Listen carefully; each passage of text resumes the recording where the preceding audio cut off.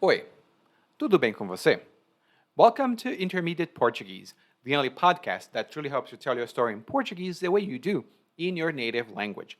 This is Ali coming to you from Salvador, Bahia, and today, after listening to this episode, you'll have some vocabulary to talk about frustration, a topic that's not so fun, but it's something that we do from time to time. We have to vent, right? So that's what we're going to learn today in the context of a kitchen. Someone who never cooked before and who is trying to cook professionally. Why? And if you would like to join us in the conversation club and discuss this and other topics from the podcasts and other topics related to Brazilian culture, Brazilian news, and everything that has to do with Brazil right now, go to www.portuguesewitheli.com/CAH. Again, it's portuguesewitheli.com/CAH. And there you'll find all information you need regarding the Conversation Club after hours, which is not right after hours because it's also in the morning unless you work the night shift. But that's a conversation for another time because today we're going to have the episode number 254. Ah, não viu isso vindo, né? Eu mudei do inglês para o português, a gente é rápido aqui. Bom, episódio 254, frustrações na cozinha. Rapaz, você não tem ideia da maré de azar que me pegou esses dias. Como todo mundo sabe, moro sozinho. E quem mora sozinho nem sempre tem tempo de preparar um lanchinho esperto. Além disso, eu estava precisando de uns trocados. Com aquele salário desalentador que ganho no escritório, seria bom ter uma rendinha extra entrando. Então, minha ideia era cozinhar para eu comer e também para vender. E lá fui eu. Comprei alguns cursos e me pus a trabalhar. Primeira tentativa, bolo de chocolate. Segui a receita à risca, ou pelo menos achei que sim. Misturei os ingredientes, botei no forno e esperei roendo as unhas. Quando o timer apitou, abri o forno com um bom pressentimento. Mas que visão desanimadora! O bolo ficou solado. Com esse fracasso inicial, não vi outra alternativa senão jogar tudo fora. Fiquei esmorecido com esse malogro, mas respirei fundo e pensei: beleza, primeira vez, normal dar errado. E esse foi meu alento para continuar. Não me dei por vencido e parti para algo salgado, coxinha. Vendo uns vídeos do curso, pensei que seria moleza. Cozinhei o frango, fiz muito caldo, desfiei o frango, preparei a massa. E tinha um segredinho no curso. Dizia que molho de tomate acentuava o sabor do recheio. Era o pulo do gato. Daí despejei uma lata de molho de tomate no frango, só para ficar suculento. Mas acho que despejei demais. Na hora de fritar, ficou uma porcaria. O meu gato pulou e caiu no poço, e eu fui para o fundo do poço com o gato. Eu estava me agarrando a um fio de esperança. Na minha vizinhança, as pessoas costumavam comprar pratinhos de comida. Coisa simples: arroz, feijão, salada de maionese com batatas, farofa. Era simples de vender e era simples de comer. Agora vai, pensei. Coloquei o feijão na panela de pressão e o arroz na panela comum. Só me escapou um detalhe: colocar água suficiente no feijão. Resultado? Um cheiro de queimado invadiu a casa. Estraguei a panela. Caí feio do cavalo. Era o fim da picada. Eu estava completamente desmoralizado. Cozinhar parecia ser tão fácil. Fiquei esmorecido por alguns dias. Não queria falar com ninguém. Eu estava desgostoso do meu trabalho. Não tinha nenhuma intenção de continuar naquele emprego por tanto tempo. Mas não sabia fazer nada. Parecia que todos os meus esforços tinham sido em vão. Àquela altura, já tinha jogado a toalha. Fiquei assim, desiludido por algumas semanas. Até que fui visitar os meus pais. Desabafei com minha mãe. Contei a ela das minhas tentativas frustradas, de todos os problemas que tive, da minha falta de confiança. No final, ela sorriu. Filho, talvez cozinhar não seja o seu forte, mas você é bom de garfo. E quem seria melhor para vender comida do que quem gosta de comer? Que tal a gente fazer uma sociedade? Meio a meio. Eu faço a comida e você vende. Só não vale comer a mercadoria, viu? Aceitei sem nem pestanejar. Cozinhar era fácil, mas não era para todo mundo. Bom, o nosso narrador hoje começa a falar de uma situação que muitos brasileiros enfrentam, que é uma maré de azar. Mas a maré de azar dele tem relação com o trabalho e também com o dinheiro que ele recebe.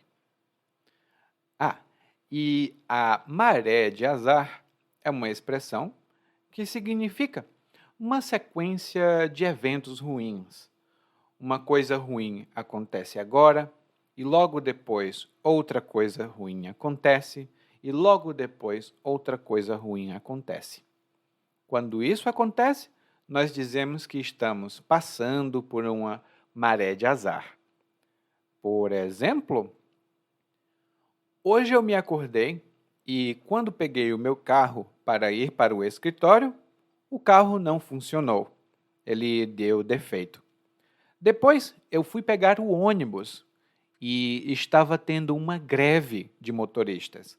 Então, os ônibus não estavam rodando. Quando eu chamei um táxi, o táxi deu mais de R$ 200 e eu não tinha aquele dinheiro na hora. Então, tive de ir para o trabalho andando. Mas quando comecei a caminhar, começou a chover. Ai, meu Deus, é uma verdadeira maré de azar. Então, realmente, esse coitado aqui está sofrendo bastante, né? A gente tem outra expressão, que é a bruxa está solta, mas eu vou deixar isso lá no nosso guia de aprendizagem. E ele fala que ele mora sozinho, né? E está passando por essa maré de azar. E quem mora sozinho nem sempre tem tempo de fazer um lanchinho esperto. Quando a gente fala sobre algo que a gente pode fazer, um lanche, uma comida, um churrasco, a gente pode preparar. E a gente diz esperto, é uma maneira informal de falar de algo prático e rápido de preparar. Então, um sanduíche pode ser um lanchinho esperto. Ou uma comidinha esperta pode ser um arroz e um feijão, que é bem rápido de preparar, né? Bom, não o feijão, não tanto, mas é relativamente simples.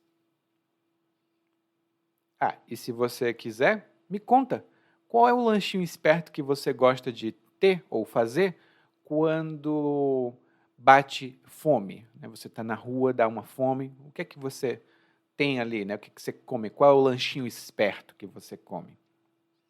Deixa nos comentários, tá? No Spotify agora é permitido colocar comentários. E, além de não ter tempo para preparar um lanchinho esperto, o narrador diz que ganha um salário desalentador. E, por isso, ele precisa ganhar dinheiro extra. E algo que é desalentador é uma coisa que deixa você triste, deixa você desmotivado ou desmotivada. Tipo, você não quer continuar. Por exemplo, nossa, eu queria muito comprar uma casa, mas esses preços das casas hoje estão desalentadores. É muito caro. Quem pode pagar uma casa assim? Ah, a gente também pode falar de um tempo desalentador. Aqui em Salvador, às vezes o calor está tão forte, que é desalentador. A gente não tem vontade de fazer nada. Daí o narrador pensou: bom, eu preciso ganhar dinheiro e preciso fazer comida, então vou fazer essas duas coisas. E o narrador se pôs a trabalhar. Ele diz aqui: eu me pus a trabalhar. E essa é uma estrutura muito boa, tá? Quando você diz eu me ponho a fazer algo, eu me pus a fazer algo, isso significa que você começa a fazer algo, uma ação, alguma outra coisa, uma atividade, com muito esforço, com muito empenho. Né? Você se dedica a essa coisa. Então, quando eu percebi que eu não sabia fazer outras coisas, eu me pus a aprender idiomas. Era o que eu era bom fazendo, então eu me pus a aprender idiomas. Aí é verdade, eu fiz muitas outras coisas, mas quando eu percebi que gostava mais de idiomas, eu me pus a aprender idiomas. O narrador então comprou alguns cursos de culinária e ele se pôs a trabalhar, ou seja, ele começou a trabalhar ali com dedicação, né, ao curso. A primeira coisa que ele tentou fazer foi um bolo de chocolate. Ele diz aqui que seguiu a receita à risca. Ele colocou o bolo no forno e ficou roendo as unhas. Eu espero que você tenha ouvido eu roendo as unhas aqui.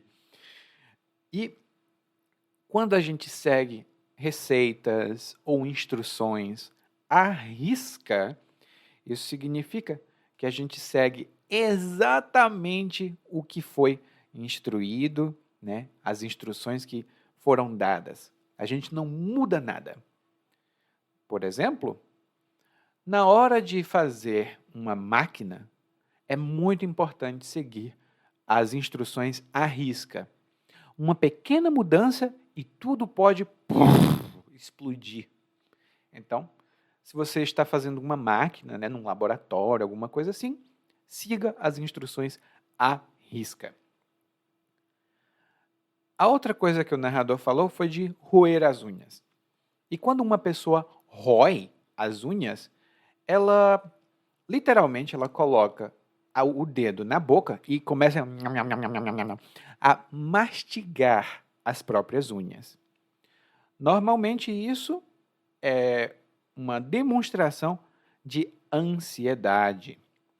E nem sempre precisa ser literal. Eu posso dizer, minha nossa, eu estou roendo as unhas, porque o meu produto que eu comprei ainda não chegou e eu preciso dele antes de viajar.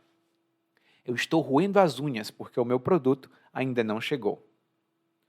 Isso não significa que eu estou literalmente roendo as unhas. Eu estou nervoso, estou ansioso, pensando no que vai acontecer. Roer tem algumas palavras relacionadas que estão lá no guia de aprendizagem. Né? Bom, ele roeu as unhas, né? Ele ficou nervoso.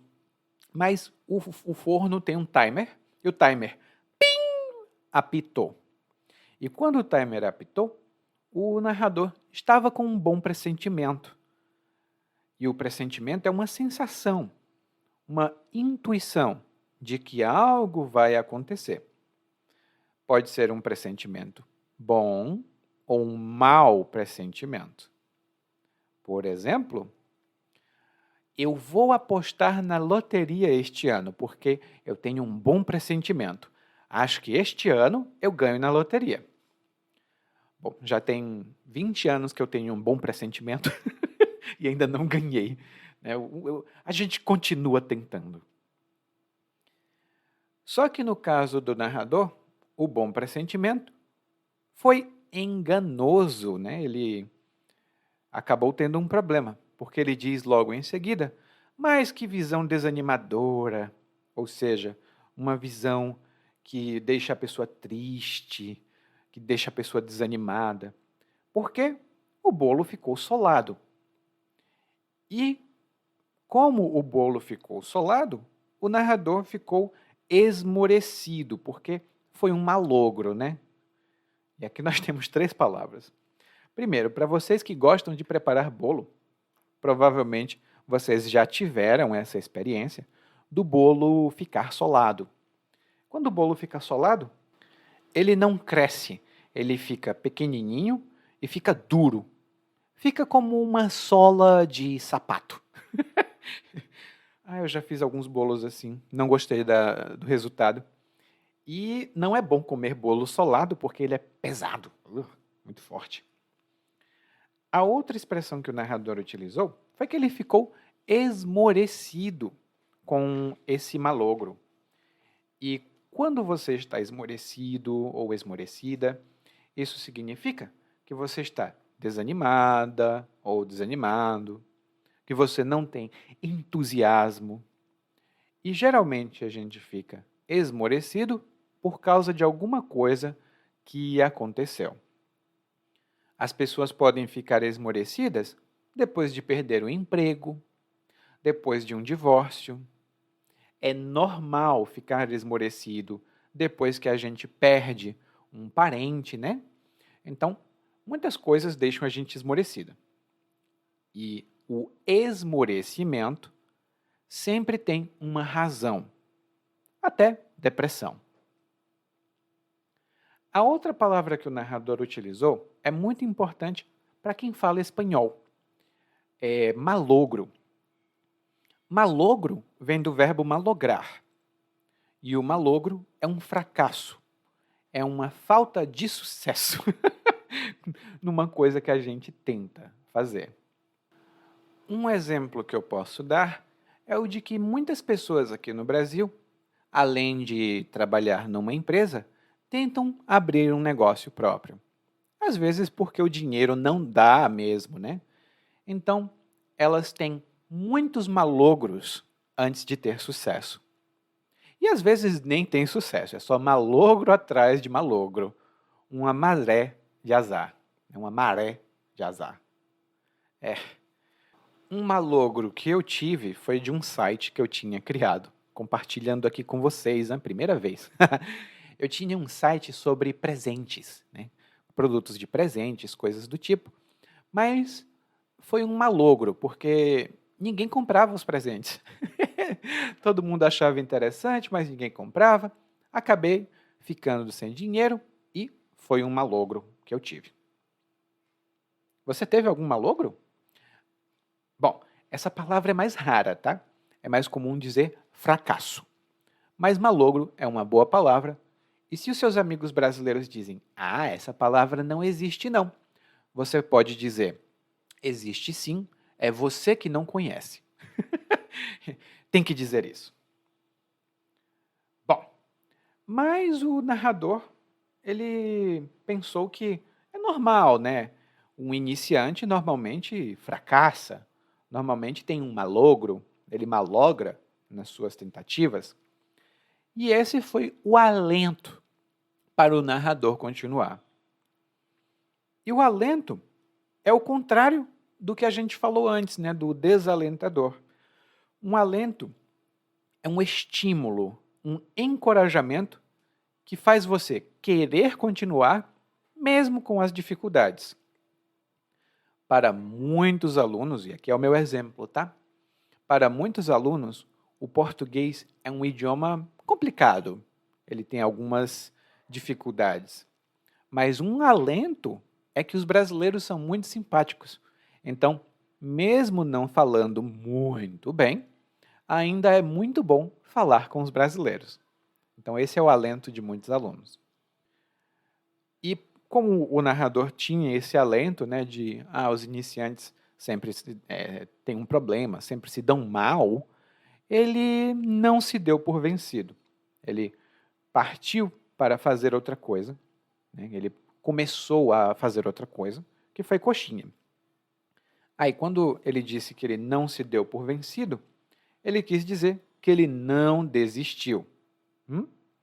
Ele não se deu por vencido. Se fosse uma mulher, diria, ela não se deu por vencida. E como ele não se deu por vencido, ele foi fazer coxinhas. Acho que você conhece a coxinha, pelo menos sabe o nome, né? Se não conhece, por favor, procure. Coxinha é muito gostoso. E tem coxinha vegana também, tá? Então é bom procurar. E o narrador viu alguns vídeos e depois de ver esses vídeos, ele disse: fazer coxinha é moleza. Ou seja, fazer coxinha é muito fácil. Eu não preciso me esforçar, não preciso de habilidade. É moleza. Ah, e essa palavra é muito boa, tá? Tem um ditado não muito simpático que eu vou colocar lá no guia de aprendizagem com essa palavra moleza. Mas se alguém diz assim, você pode fazer isso para mim? Tá pedindo um favor, né? E você quer dizer, posso sim, é muito fácil. Você diz, eu faço, é moleza. Ou seja, eu faço, é muito fácil para mim, eu sei fazer, é moleza. E aí o narrador foi preparar a coxinha. Ele preparou o frango, preparou a massa. E o frango é o recheio tradicional da coxinha. Ou seja, o frango vai dentro da coxinha. E algumas pessoas têm um segredinho, como no curso, né? O segredo do sabor da coxinha é colocar molho de tomate. Porque o molho de tomate acentua, intensifica o recheio. E, de acordo com o narrador, o molho de tomate era o pulo do gato. E aqui nós temos uma expressão muito boa, que é o pulo do gato. O pulo do gato é um truque ou um segredo, alguma coisa que faz toda a diferença no sucesso de algo. É uma técnica, alguma coisa que não é óbvia, mas que faz a diferença no sucesso de alguma coisa. Por exemplo, muitas pessoas dizem que é muito fácil abrir uma empresa e ficar rico. Mas o verdadeiro pulo do gato é ter uma boa rede de contatos. Então, você pode abrir uma empresa, você pode fazer o que quiser, mas se você tiver uma boa rede de contatos, você faz tudo muito mais rápido e melhor. Então, ter uma rede de contatos é o pulo do gato para ter sucesso num negócio próprio. Gente, eu estou pegando essa dica diretamente de um site, um site empresarial que a gente tem aqui no Brasil. Eu vou compartilhar com vocês lá no guia, tá? Para mim, por exemplo, ensinar idiomas estrangeiros é bom, é um pouco difícil, mas é bom. Mas para mim, o verdadeiro pulo do gato é o professor também aprender idiomas estrangeiros. Se o professor ou a professora estuda idiomas estrangeiros, isso fica muito mais fácil. E aí o narrador sabia que o molho de tomate era o pulo do gato. E por isso ele despejou uma lata de molho no frango.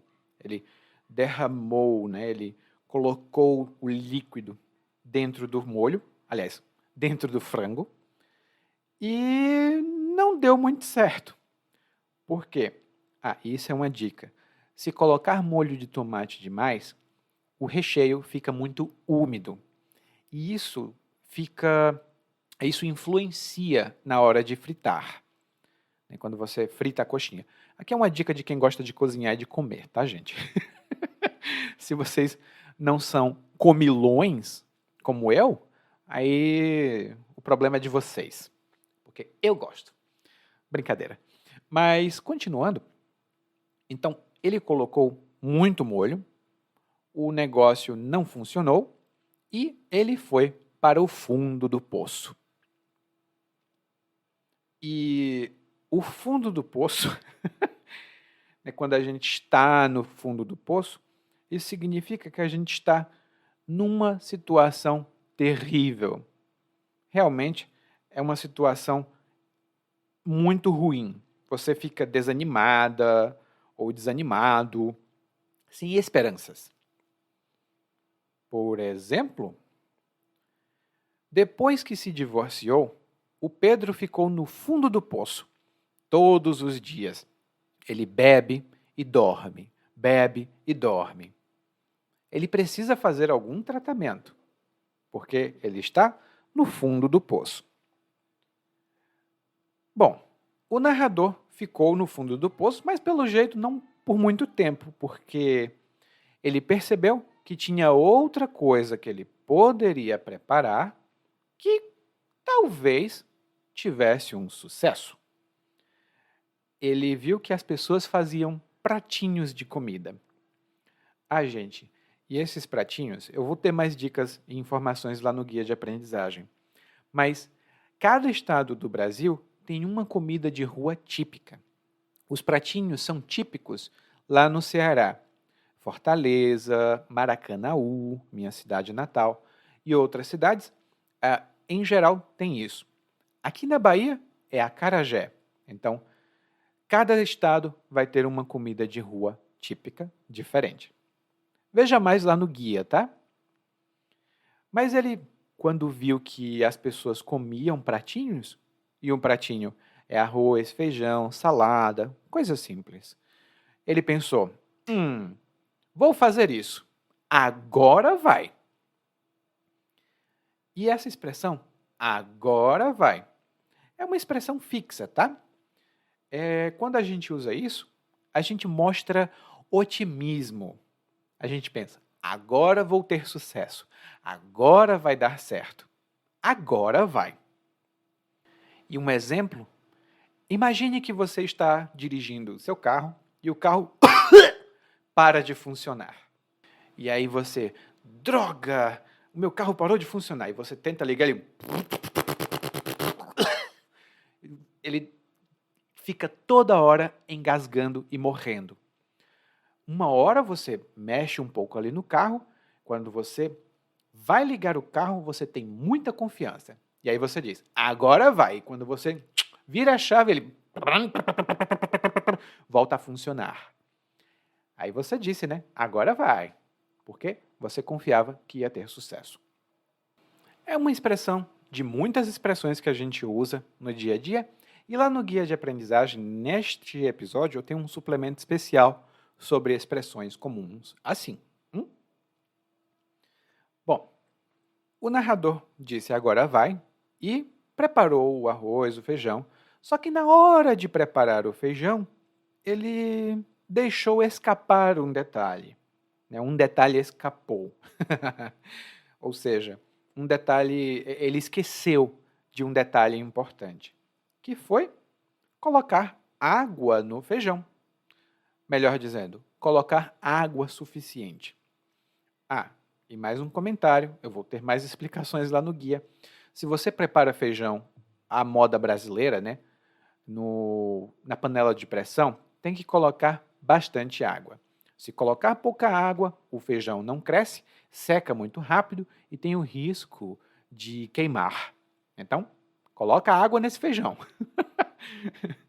Daí, quando ele viu, o feijão queimou e ele ficou triste. Ele caiu do cavalo. Né? Era o fim da picada. E aqui nós temos duas boas expressões para falar de uma situação desfavorável, negativa. A primeira delas é cair do cavalo. E quando a gente cai do cavalo, a gente fracassa. E, geralmente, a gente não espera cair do cavalo e é humilhante, né? Porque a gente estava confiante, a gente pensava, nossa, vai dar tudo certo e pum, caiu do cavalo. Por exemplo, durante um tempo, disseram que os fidget spinners eram o melhor investimento para vender durante o mês das crianças. Eu comprei 50 mil fidget spinners. Quando fui vender, nossa, ninguém queria comprar, porque eles não estavam mais populares. Então, eu caí do cavalo, perdi tanto dinheiro e agora tenho muitos produtos que não posso vender. Eu investi demais e caí do cavalo. Eu estava confiante e pum, caí do cavalo. Bom, eu já caí do cavalo algumas vezes. Talvez você já caiu do cavalo? Conta nos comentários se puder e quiser, tá? Bom, A outra expressão é ser o fim da picada. Pode ser é o fim da picada, foi o fim da picada, era o fim da picada. Pode conjugar. E isso significa que é o limite do aceitável. Ali você já não aceita mais, é o ponto final. É o fim do que você estava fazendo e você não tem mais vontade, nem motivação, nem nada para continuar. Por exemplo, antes a gente tinha poucas regras no nosso trabalho. Se o trabalho fosse feito, tudo bem, não precisava mais se preocupar. Mas então chegou um chefe novo. Esse chefe novo começou a colocar novos processos. Agora tinha que escrever relatório, tinha que mandar e-mail, tinha que participar de reunião. Era uma chatice. Mas o fim da picada mesmo foi quando a gente começou a trabalhar nos sábados. Olha, eu aceito qualquer coisa, mas trabalhar no sábado, não. Para mim, é o fim da picada. Ou seja, é o meu limite, é o ponto final. Eu não aceito mais nada além disso. Também é uma maneira de falar sobre frustrações, né? Acontece alguma coisa que você acha que ali já passou dos limites, você diz, ai meu Deus, é o fim da picada. Por exemplo, isso já aconteceu onde eu morava, né? Eu tinha uma vizinha de prédio, era uma vizinha que morava do outro lado da rua, no prédio dela, e um dia ela reclamou que eu andava dentro de casa sem camisa. Eu disse, eu estou na minha casa. E ela, não, mas é porque isso fica feio, né? Fica andando. Eu digo, olha, eu não sou muito bonito, tá? Mas eu acho que é o fim da picada a pessoa reclamar que eu estou na minha casa andando sem camisa. Vai procurar o que fazer? Então, a gente também pode usar nesse sentido. Ai, ai, coitado do narrador. Foi realmente uma maré de azar, né? Primeiro foi o bolo de chocolate, depois a coxinha, depois o arroz com feijão. Ele realmente não sabia fazer nada. Por isso, o narrador ficou desmoralizado. Ele ficou desanimado, sem confiança, porque ele teve tantos fracassos. E a gente fica desmoralizado ou desmoralizada quando a gente fracassa e fracassa e fracassa. E a gente já não tem mais vontade de continuar. Né? O nosso moral, e aqui masculino, o moral, vai lá para baixo. E aqui, observe bem. A moral, né, artigo moral, é uma coisa filosófica, né? São as nossas regras de conduta, nossa moralidade. Mas o moral é o estado de espírito, o ânimo. Né? Se a gente está com ânimo de fazer alguma coisa, nosso moral está lá no alto. Agora, se a gente fracassa e fracassa e fracassa, a gente fica desmoralizado. A gente fica sem moral. E é o moral. Lá no guia eu tenho mais algumas observações sobre algumas palavras que mudam totalmente o sentido quando mudam de artigo, ou gênero da palavra. O narrador então ficou desmoralizado, ele ficou triste porque ele queria mudar de trabalho, né? Ele estava desgostoso do emprego dele. E quando a gente está desgostoso ou está desgostosa de alguma coisa, a gente está insatisfeito. A gente está descontente, muito descontente com algo que está acontecendo. Um exemplo que eu posso dar, e é um que muitos brasileiros vão dizer para você. Muitos brasileiros estão desgostosos com a situação da política no Brasil. Eles veem tanta corrupção, tanta miséria, e eles ficam desgostosos com a política brasileira. Bom, eu não vou dizer que eu esteja lá muito animado, mas eu não posso dizer que eu esteja desgostoso. Bom, Ele ficou desgostoso do trabalho dele, porque o trabalho paga muito pouco, e ele está triste porque ele não sabe fazer nada. Ou seja, pelo menos ele não sabe cozinhar, né? E ele pensou: ai, nossa, todos os meus esforços foram em vão. E ele jogou a toalha. E quando a gente faz alguma coisa em vão, isso significa que é um esforço, algo que a gente faz que é inútil, que não tem propósito, que não tem nenhum resultado ou nenhum efeito positivo. Por exemplo, a Maria gostava muito do Paulo, mas o Paulo, ele não gostava muito de trabalhar, sabe? A Maria pensava: nossa, eu vou me casar com ele e quando a gente se casar, ele vai tomar responsabilidade. Bom, ela se casou, tentou ajudar o marido dela, mas foi em vão. O Paulo continuava não querendo trabalhar.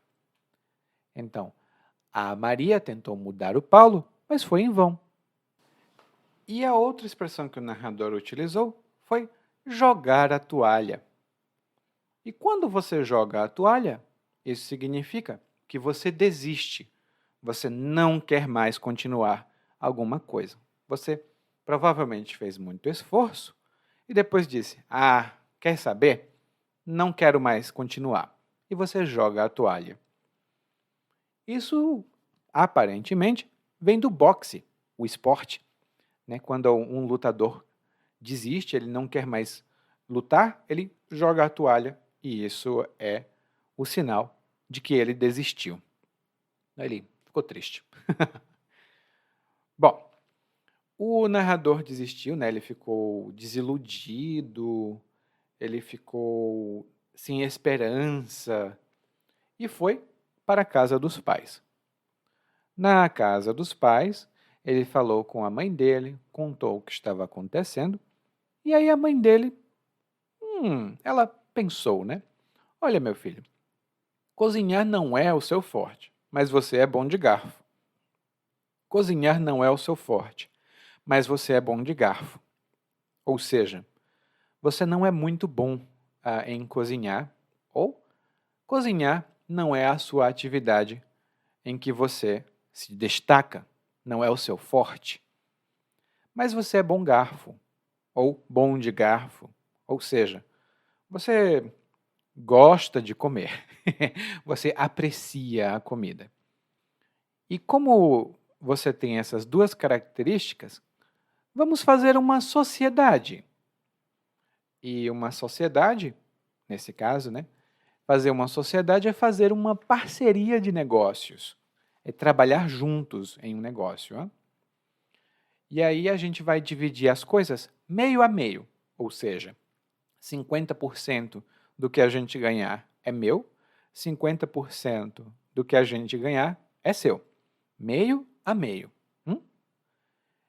E aí, o que ela propôs, né, na sociedade? Ela prepara a comida e ele vende. E assim, os dois podem ganhar.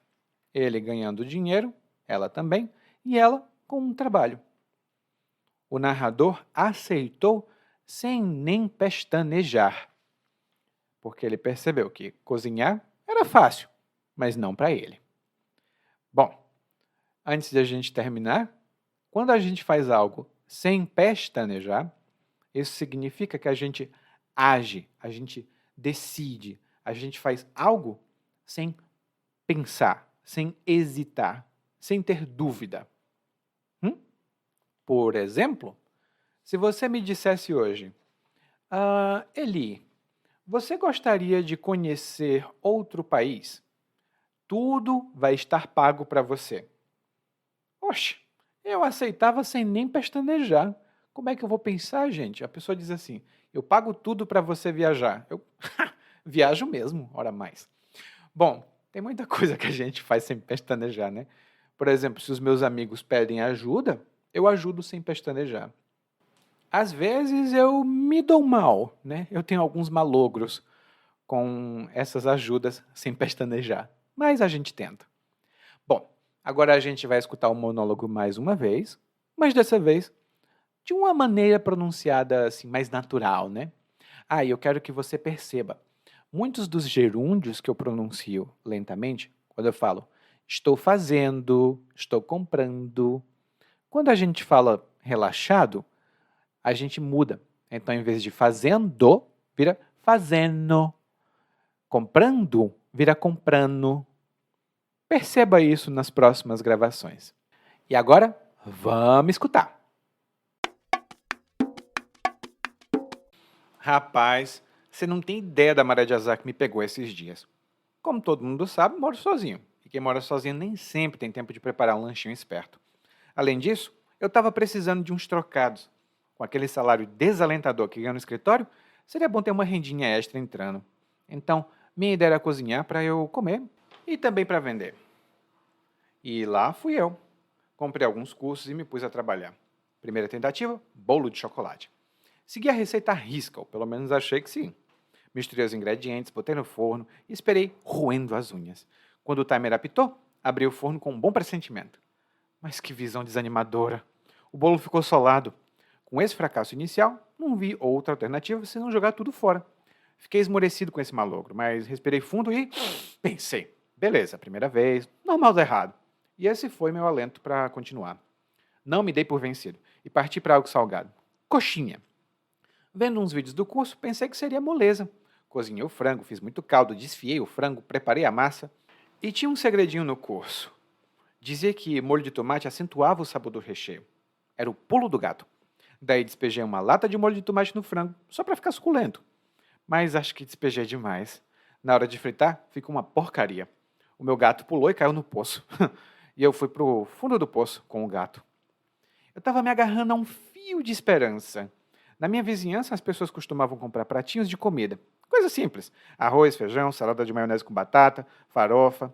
Era simples de vender e era simples de comer. Agora vai, pensei. Coloquei o feijão na panela de pressão e o arroz na panela comum. Só me escapou um detalhe: colocar água suficiente no feijão. Resultado? Um cheiro de queimado invadiu a casa. Estraguei a panela. Caí feio do cavalo. Era o fim da picada. Eu estava completamente desmoralizado. Cozinhar parecia ser tão fácil. Fiquei esmorecido por alguns dias. Não queria falar com ninguém. Eu estava desgostoso do meu trabalho. Não tinha nenhuma intenção de continuar naquele emprego por tanto tempo. Mas não sabia fazer nada. Parecia que todos os meus esforços tinham sido em vão. Àquela altura, já tinha jogado a toalha. Fiquei assim, desiludido por algumas semanas. Até que fui visitar os meus pais. Desabafei com minha mãe, contei a ela das minhas tentativas frustradas, de todos os problemas que tive, da minha falta de confiança. No final, ela sorriu. Filho, talvez cozinhar não seja o seu forte, mas você é bom de garfo. E quem seria melhor para vender comida do que quem gosta de comer? Que tal a gente fazer uma sociedade? Meio a meio. Eu faço a comida e você vende. Só não vale comer a mercadoria, viu? Aceitei sem nem pestanejar. Cozinhar era fácil, mas não era para todo mundo. Oi, muito obrigado por ouvir esse episódio até o final. Eu sou o Eli e eu agradeço muito o seu apoio. Se você tiver tempo e puder, por favor, deixe uma avaliação sobre esse podcast na plataforma que você escuta o podcast. Claro, nem todas as plataformas podem fazer isso. Se a sua não puder, não tem problema. Continue ouvindo, mande suas mensagens e a gente se vê por aqui. Tchau!